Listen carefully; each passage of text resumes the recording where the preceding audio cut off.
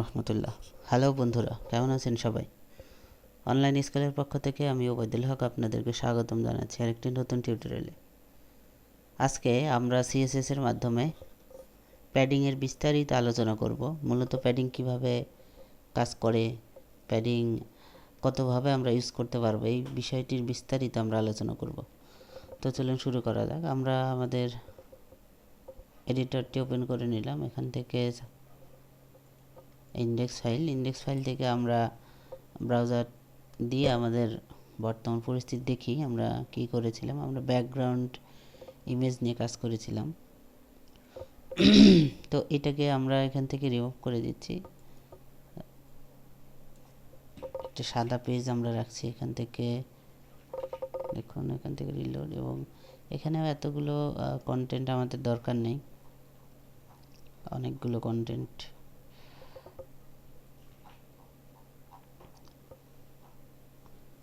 ওকে, এখান থেকে এটা রেখে দিলাম, দুইটা কন্টেন্ট থাকলো। এখন আমরা একটা ডিভ তৈরি করে দিব, তা এরপরে এগুলোকে বাকি কাজ আমরা এই ডিভের ভিতরে অ্যাপ্লাই করব। এটাও মুছে দিলাম। তো এখানে বিজি নিয়েছি, দেখুন এখান থেকে আমি এটাকেও রিমুভ করে দিচ্ছি।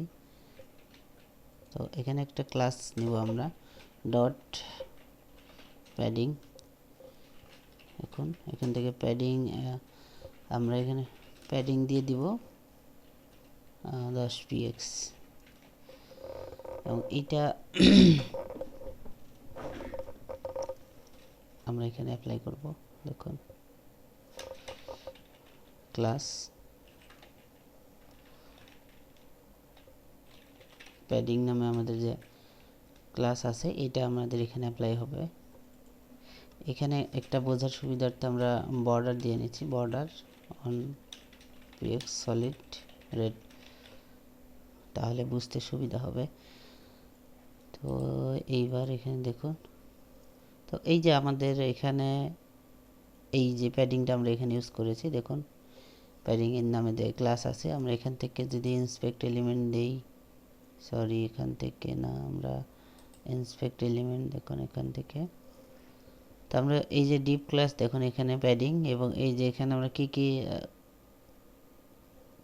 সিএসএস প্রপার্টি ইউজ করেছি এখানে কিন্তু দেওয়া আছে। প্যাডিং দেওয়া আছে 10 px এবং বর্ডার দেওয়া আছে 1 px। তো এই যে বিষয়, তো এখন যদি আমরা প্যাডিং এখানে না দিই তাহলে কি হবে এটা আগে দেখি। এখান থেকে যদি আমরা প্যাডিং তুলে দিই, নর্মালি এটা রাখলাম না, দেখুন এরপরে এটাকে রিলোড দিলাম। দেখুন আমরা যখন প্যাডিং ইউজ করব, এই প্যাডিং ইউজ করার মূল উদ্দেশ্যই হলো আমাদের যে এই বর্ডার আছে বা এই কন্টেন্টের আউটসাইড যেটা আছে, এই মানে এই যে লাইনটা, ঠিক আছে, তো এইটা আমরা বর্ডার দিয়েছি বিদায় কিন্তু এখানে কি দেখা যাচ্ছে। বর্ডার যদি না দেয় তারপরে কিন্তু কন্টেন্ট এখানেই থাকবে। তা এইটা এক্সাম্পল এইরকম হতে পারে। দেখুন এখান থেকে আমি এটাকেও রিমুভ করে দিলাম। দেখুন কন্টেন্ট কিন্তু সেখানেই আছে, কিন্তু আমাদের বর্ডারটা শুধু চেঞ্জ হয়েছে, বর্ডারটা আমরা রিমুভ করে দিয়েছি। তো আমি বর্ডারটা আরেকবার দিলাম, দেওয়ার পরে এটাকে রিলোড দিচ্ছি। দেখুন এখন আমি যদি চাই যে এই যে বর্ডার আছে, এই বর্ডারের থেকে একটু টেক্সটটা একটু ভিতরে থাকবে, মানে একটু মাঝখানে ফাঁকা থাকবে, ঠিক আছে, প্রতি কন্টেন্ট যতগুলো আছে সবগুলোর চতুর সাইডে একটা গ্যাপ থাকবে, সেই গ্যাপ রাখার জন্য কিন্তু আমরা প্যাডিং ইউজ করে থাকি, ঠিক আছে। তো এখানে দিলাম, দেখুন এখানে এখন আমরা এদিকে প্যাডিং, একটা প্যাডিং আমরা প্যাডিং দিয়েছি, প্যাডিং 10 px।